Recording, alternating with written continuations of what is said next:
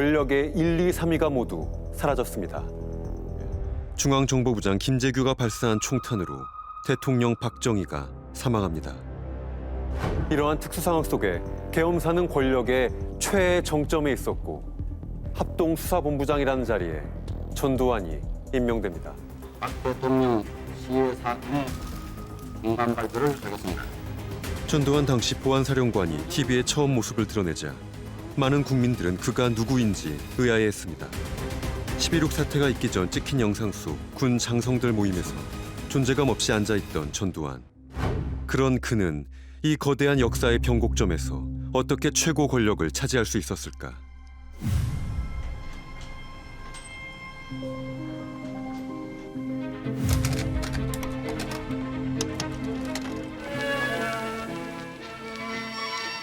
이 기록물의 처음은 11.6 직후부터 전두환이 어떻게 그의 권력을 키워왔는지 고스란히 담겨 있습니다. 박정희 정권의 실세들이 모두 사라진 비상계엄 상황에서 실질적 권력자는 당시 계엄사령관 정승화였습니다. 이대로 정승화 계엄사령관만 사라진다면 바로 아래 단계의 권력자인 합동수사본부장 전두환이 권력의 최고 정점에 다다를 수 있는 상황. 박 대통령 시의 공모 혐의라는 명분을 내세워 정승화를 제거하기 위해 12.12 쿠데타를 감행하게 됩니다. 정 총장의 보좌진을 사살하면서까지 감행된 쿠데타는 보안사의 정보력을 이용해 저항 세력 간의 통화 내용까지 감청하고 있었습니다. 네, 권정달대령이라고 그러니까 정보처장하고 그래서 아마 총장님을 납치해갔다 이렇게 됐는데 지금 하나의 구태타지요 그러니까. 결국 정 총장이 연행되면서 쿠데타는 성공합니다. 쿠데타라는 건 권력을 탈취내지 장악하는 거 아니에요. 그러니까 제1인자가 없어졌고 제2인자격이었던 차지철 경호실장도 사살당합니다. 그 다음에 권력 서열은 육군 참모총장입니다. 권력자들을 한 사람씩 제거하고 결국은 보안사령관인 자기만 남게 되니까 결국은 12.12가 쿠데타라고 볼 수 있는 것이 바로 이런 이유 때문이죠.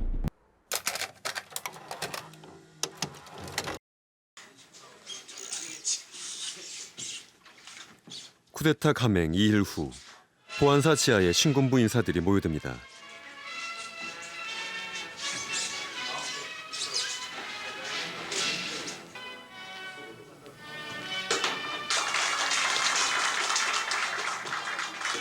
전두환이 성공을 자축하며 만찬을 준비하는 중에 샴페인을 터뜨리며 내뱉은 건배사.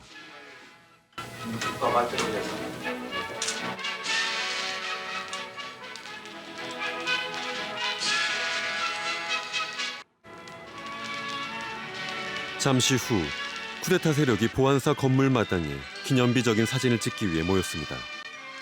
이들은 훗날 전두환 정권의 요직을 차지해 신군부를 만든 주역들이 됩니다.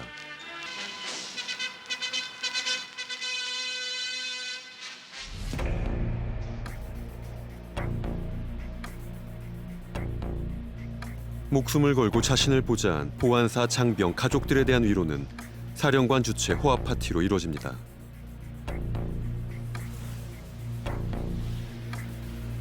이 자리에서 전두환은 참석자들을 의식한 듯 그날의 의미를 정당화하려 했습니다. 불행하게도 지난번에 12월 12일 저는 총장을 연행 조사하는 과정에서 계획 없는 병력 출동과 큰 충격을 줬다. 이런 면에서는 본인이 좀 더 기술적으로 이걸 하지 못하게 대해서 반성하고 있습니다. 그러나 그것이 오히려 그러한 충격적인 여기 군사 행동이 좋은 결과를 가져왔다 하는 결과적으로 그렇게 생각합니다.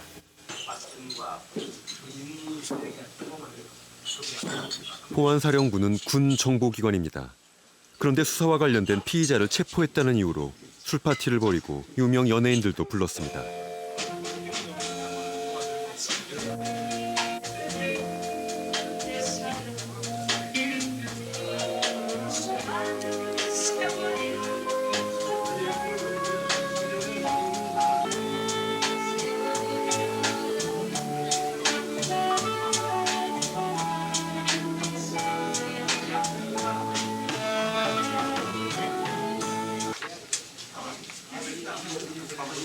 방송과 관련되지 않은 행사에 방송사 직원을 스스럼없이 불러내는 군인 전두환.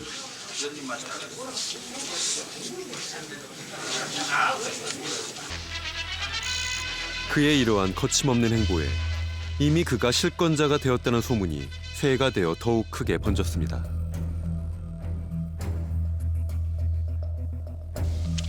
우리 이제 보안 부대가 이와 같이 주요한 사건을 취급하다 보니까 본의 아니게 외부로부터 여러 가지 뭐 보안사령관이 한국의 실권자라니 뭐 여러 가지 그 유언비어가 아직도 내용을 잘 모르는 우리 국민들 간에 오고 가고 있습니다.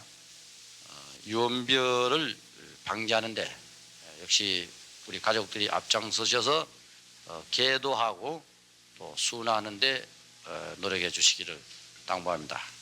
오늘 바쁘신 가운데도 저희들을 격려하고 위로해 주시기 위해서 TBC에서 많은 연예인들이 나와주셔서 대단히 감사하게 생각합니다. 군인으로서의 본분을 다할 뿐 권력을 경계한다는 전두환 보안사령관. 하지만 보안 뉴스 속에 드러난 그는 시간이 갈수록 쿠데타 지지 세력에 둘러싸여 점점 더 권력에 취해가는 모습이 역력해 보입니다.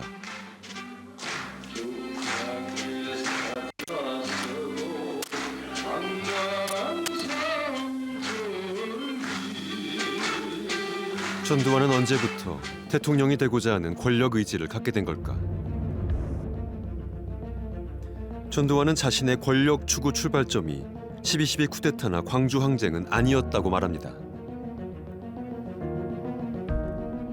그렇다면 그를 보좌하던 수사 담당자들은 전두환의 권력 의지 출발을 언제로 가늠하고 있을까? 모 인사가 일본에서 공부하고 왔을 때에 전두환 사령관이 누굴 대통령 시키면 좋겠냐니까 이 사람이 당신이 하라고. 그러니까 그 사람을 자기 주요 포스트로 등용시키면서 그거 한 거예요 그때부터. 그 보안사령관 하다 보니까 자연적으로 합수단장이지. 예. 합수단장인데 그때 그 정승화를 이렇게 쳐들어갔잖아. 그래서 네네. 전두환이가 그러니까 전두환이가 대통령이나 마찬가지였지 그냥.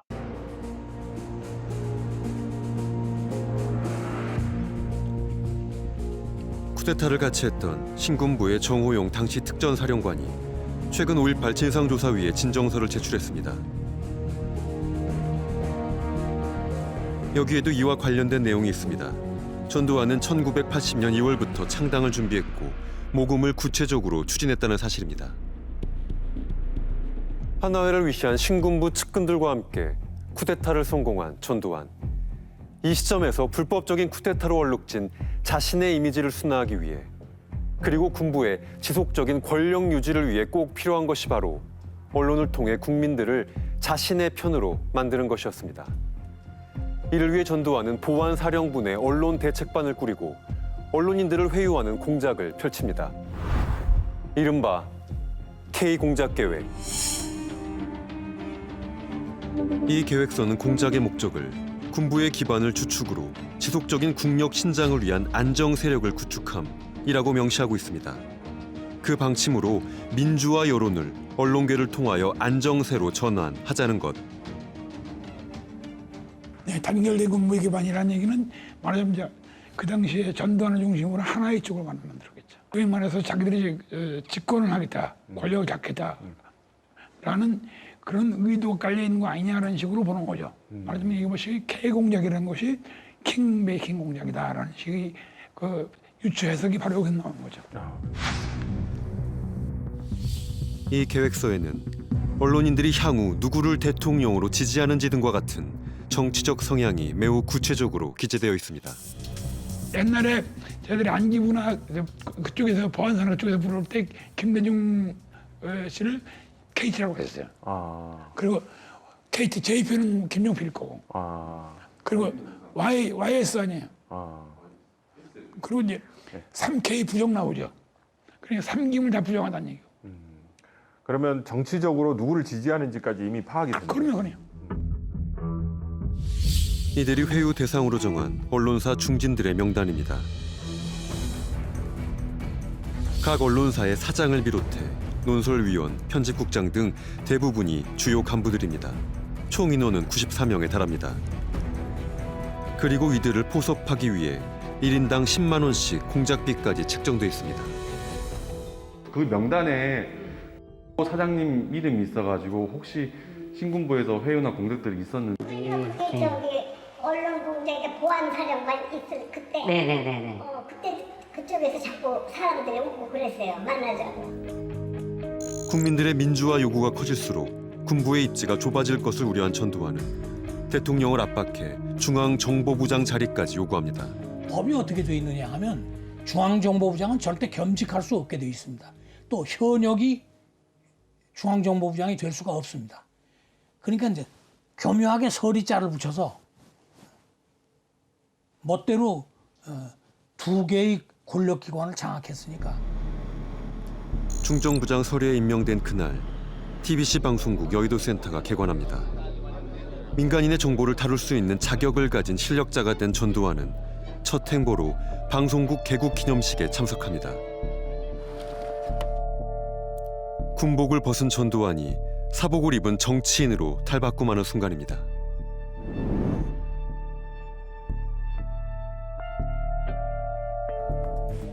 하지만 실질적인 권력의 꼭대기에 올라선 그에게도 두려운 것이 있었습니다. 바로 국민들의 민주화에 대한 열망. 이른바 서울의 봄 시기 동안 시민들이 외친 구호는 두 가지. 비상계엄 해제하라. 전두환은 물러가라. 이제 전두환은 국민들에게 민주주의의 적으로 규정되고 있는 상황. 이 열기를 등에 업은 정치인들도 만남의 시간을 자주 가지며 계엄 해제를 의제화하고 개헌 계획을 구체화해 최종 합의만 남겨두고 있었습니다.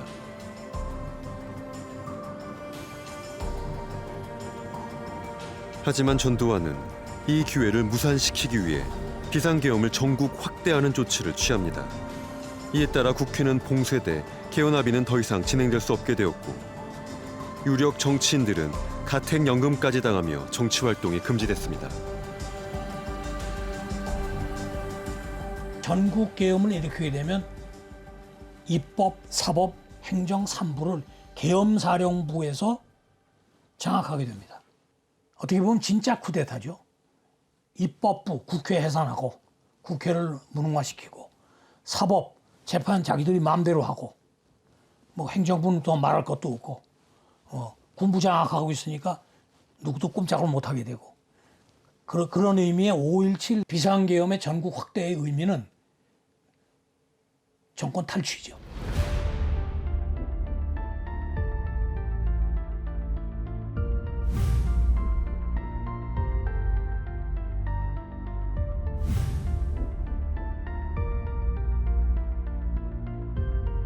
그 시초가 1979년 12월 12일이고 그게 최종적으로 끝나는 게 1980년 9월 1일 대통령이 취임하는 날.